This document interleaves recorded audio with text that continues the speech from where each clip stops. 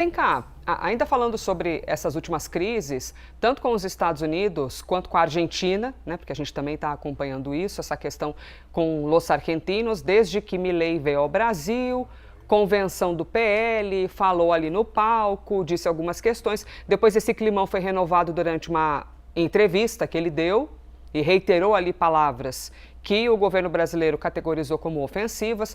Como é que eles analisam assim, Bel? Existe por acaso, cada mundo é um mundo, assim, o que ocorre com a Argentina é uma coisa, com os Estados Unidos é outra, ou o governo federal acaba colocando meio que tudo num pacote? Essas ações são planejadas, por exemplo?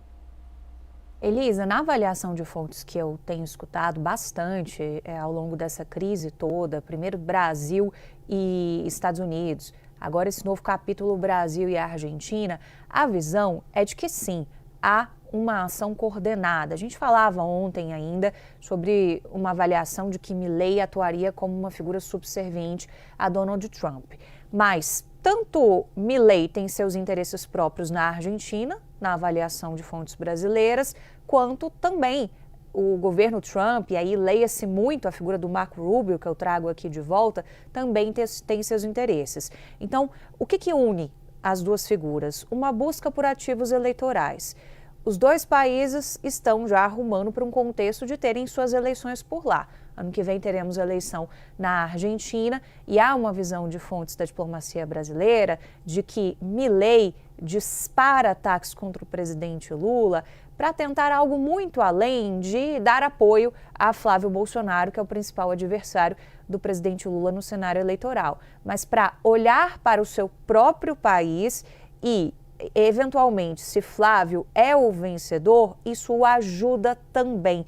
Se Lula é o vencedor, a visão de fontes do governo Lula é de que isso daria motivação para a esquerda na Argentina e isso seria ruim para o cenário que Javier Milei pode enfrentar nas eleições no ano que vem. Então, é uma visão com um viés, claro, muito forte da esquerda brasileira sobre como que está havendo esses episódios sucessivos atrás dos ataques reiterados de Javier Milei, que fazem com que a crise esteja longe de ser estancada, sobretudo depois do rebaixamento das nossas relações, com a decisão do governo brasileiro de, por hora, não reenviar o embaixador Júlio Bitelli de volta a Buenos Aires. Ficamos com o encarregado de negócios. E aí, olhando para a figura de Marco Rubio, qual que é a visão que eu também compartilho com vocês? Tem uma avaliação da diplomacia brasileira e é claro que a gente sempre permite aqui as divergências dentro da própria diplomacia, mas uma avaliação mais generalista de que Marco Rubio também está olhando, inclusive, para o potencial de sucessão ali de Donald Trump no governo dos Estados Unidos e que ele procura, de alguma maneira, alinhar a América Latina com o discurso de Rubio e usa a situação do Brasil, as eleições brasileiras, para isso. Então, é como se o Brasil pudesse ser usado de exemplo numa avaliação macro de influência americana sobre a América Latina. Daí que eles entendem que os dois presidentes, e principalmente o presidente Javier Milei e o secretário Marco Rubio, nos Estados Unidos, buscam um ativo eleitoral. A situação do Brasil também acaba abastecendo internamente os interesses eleitorais próprios dessas duas figuras.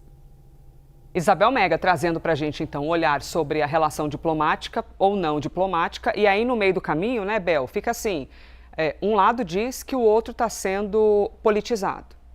Aí o Brasil fala que os Estados Unidos estão politizando o negócio. Aí os argentinos dizem que o Brasil é que está politizando. Fica um acusando o outro, todos se acusam e a gente aqui, como espectador disso tudo, vai interpretando, né, quais são os movimentos e os interesses eleitorais